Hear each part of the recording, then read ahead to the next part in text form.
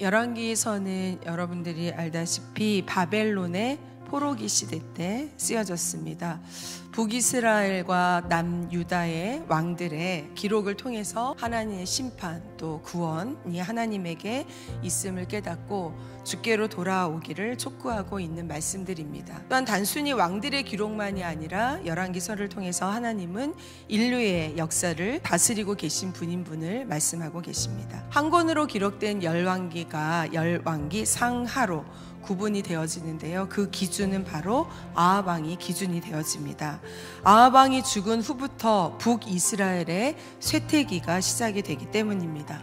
아합 왕은 하나님이 보시기에 악한 왕이었지만 부강한 나라를 이루었던 왕입니다. 아합 왕이 죽고 나니 국력이 쇠퇴하고 정치, 경제, 또 종교 전반에 걸쳐서 무너지는 것들이 계속 일어나고 있습니다. 아합 왕 다음으로 세워진 아하시아 왕마저 다락 난간에 떨어져서 그만 병들고 맙니다. 자신의 병이 낫기를 바라서 사절단을 보냅니다. 에글론의 신 바알세붑으로 보내는 겁니다. 이 바알세붑은요, 인간의 건강과 생명을 주장하는 신이라고 그들은 섬기고 있었어요. 이 아하시아 왕이 어느 나라 왕입니까? 하나님이 선택한 북이스라엘, 이스라엘의 왕이에요. 그런데 이 아하시아 왕이 지금 어느 신을 섬기고 있는 거예요? 에블론이라는 아주 작은 도시의 신인, 건강과 생명을 주관하는 신이라고 믿었던 바알세붑에게 자신의 사절단을 보내서 나의 건강과 생명을 다시 돌이킬 수 있도록 그들을 보낸다라는 거예요. 아하시아 왕은 아버지 아합 왕에게 배운 대로 행하고 있다는 것을 우리가 알 수 있어요. 부모의 타락을 보고 자란 자녀가 올바른 길을 선택한다는 것은 참으로 어렵습니다. 왜냐하면 배운 대로 행하는 것이 자녀들이기 때문입니다. 위기 때 하나님이 아닌 이방신을 불렀던 아버지를 보고 자랐으니 아하시아가 이방신을 찾는 것은 당연한 일이었습니다. 북이스라엘의 왕이었습니다. 하나님이 선택하신 민족의 왕이었다라는 것입니다. 그런데도 이런 결과를 낳았으니 얼마나 안타까운 일입니까? 우리의 자녀들도 마찬가지입니다.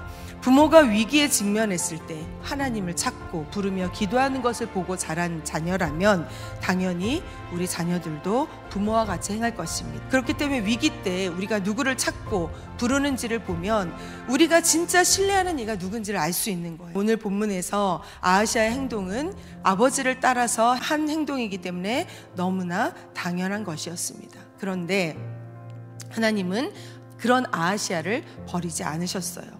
엘리야를 통해서 그에게 경고를 하십니다. 아하시아에게 하나님이 마지막 기회를 주셨던 거예요. 병이 들었던 아하시아가 엘리야의 말을 듣고 하나님께 돌이켰어야 돼요. 돌이켰다면 아마 그의 인생은 달라졌을 것입니다. 하나님이 주신 마지막 그 경고를 무시하죠. 그리고 도리어 엘리야를 죽이려고 세 차례에 걸쳐서 50부장과 50명의 군사를 보냅니다. 하나님은 두 번에 걸쳐서 엘리야를 잡으러 온 자들을 불러 태우시죠. 세 번째로 50부장은 두 번의 50부장과 다릅니다. 그들은 엘리야에게 내려오라고 했지만 엘리야가 있는 산 꼭대기까지 올라가 그에게 무릎을 꿇고 목숨을 살려줄 것을 요청을 합니다.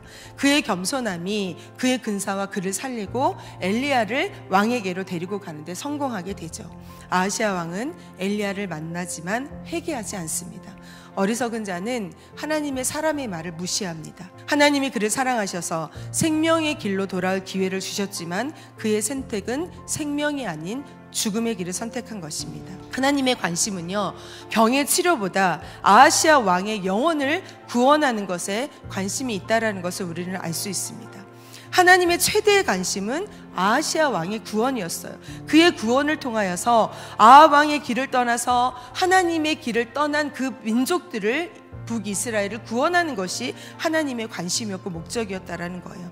하지만 그는 오직 자신의 병을 치료받는 것에만 목적이 있었습니다. 그에게 질병은 도리어 하나님을 만날 기회가 될 수 있었는데 이 모든 것을 깨닫지 못하고 악한 아버지의 길을 그대로 걸어간 아하시아 왕이었던 것이었습니다. 하나님의 최고의 관심은 우리의 부귀 영화에 있지 않다는 것을 기억하시기 바랍니다. 우리의 자녀들에게 하나님을 바르게 알고 바르게 믿고 바르게 살도록 믿음의 본을 보이시기 바랍니다. 부모님의 길을 따라 걸었더니 하나님을 만나고 복을 누리며 살았다는 자녀들의 간증이 넘쳐나기를 주의 이름으로 간절히 부탁을 드립니다.